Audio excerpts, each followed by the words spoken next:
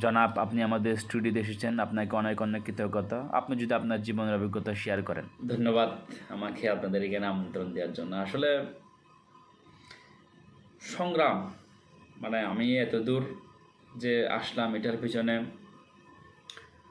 সংগ্রামের চাইতেও, সংগ্রাম ওয়ার্ডটা বললে ভুল হবে, সংগ্রাম এর চাইতেও বেশি কিছু বোঝায় এমন একটি শব্দ আসলেও মানে ইউজ করতে হবে আর কি। মানুষ তো আসলে সচরাচর 3 বেলা খাবার খায়,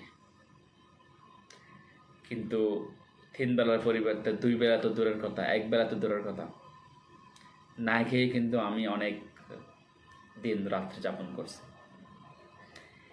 এটা আসলে এখন মাঝে মধ্যে মনে পড়ে আমার, মানে কি বলবো, মানে খুব খুব বেদনার দিন ছিল।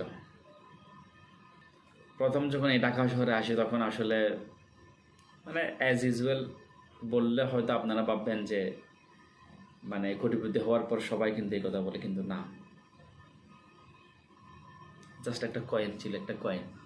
পাঞ্জাবির পকেটে জাস্ট একটা কয়েন ছিল, ডান পকেটে কয়েন ছিল, বাম পকেটের পকেটটা কিন্তু ছেঁড়া ছিল আমার।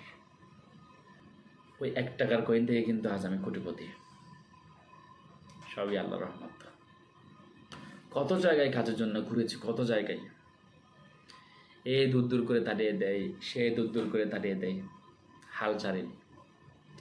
কারণ জীবনের লক্ষ্য ছিল একটাই, যে লক্ষ্য নিয়ে ঢাকা শহরে এসেছি সেটা অবশ্যই ফুলফিল করতে হবে, হাল ছাড়েনি। আপনি অনেক বেশি ইমোশনাল হয়ে যাচ্ছেন। মানে অনেকে কিন্তু আমাকে আত্মীয় স্বজনের মধ্যে, মানে আমার খুব ক্লোজ বন্ধু বান্ধব বলেন, অনেকের কাছ থেকে কিন্তু অপমানিত হয়েছে। এখন এইসব মনে পড়ে। আমাদের তরুণ প্রজন্ম, মানে নতুন প্রজন্ম, নতুনদের উদ্দেশ্যে যদি কিছু বলেন না, আপনি। নতুনদের উদ্দেশ্যে বলবো যে তোমরা লড়াই চালিয়ে যাও, একদিন সফল হবা, কিন্তু জীবনে কখনো থেমে থাকবে না। লড়াই চালিয়ে যাও, লক্ষ্য স্থির করো।